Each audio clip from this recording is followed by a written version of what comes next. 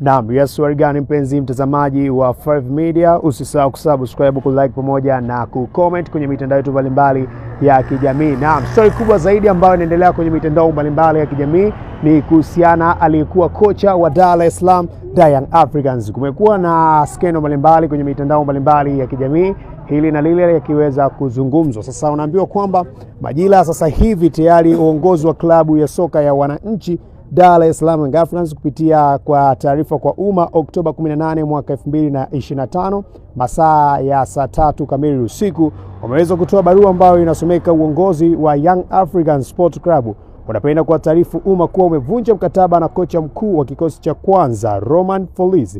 Uongozi wa Young Africans unamshukuru kocha Romain Folz kwa mchango wake ndani ya klabu yetu na unamtakia kila la heri katika majukumu yake yanayofuata. Katika kipindi hiki kikosi chetu kitakuwa chini ya kocha msaidizi Patrick Mabedi, huku mchakato wa kutafuta kocha mkuu ukiendelea. Kumekuwa pia kuna makocha ambao wanaweza kuhusishwa na klabu ya soka ya Dar es Salaam Young Africans kwa ajili ya kuendelea kukiweka kikosi hicho katika nafasi nzuri. Kumbukwe Dar es Salaam Young Africans kupitia kocha Folz wameweza kushinda baadhi ya michezo ile ya pre-season na michezo mingine kwa ajili ya kuzidi kujihakikishia nafasi nzuri ya kuendelea kufanya vizuri katika michuano mbalimbali ya klabu bingwa barani Afrika pamoja na ile ligi kuu NBC Premier League.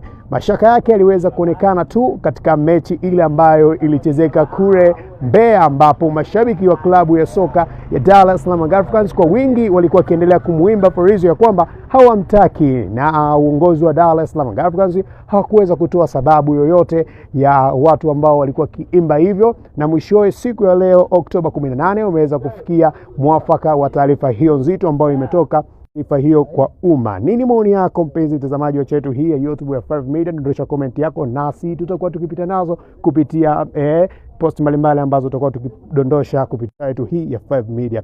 Mimi sina la ziada, endelea kutupa update mbalimbali ili uweze kuzipata update hizo kwa kwanza kutufuatilia kwenye mitandao yetu mbalimbali ya kijamii.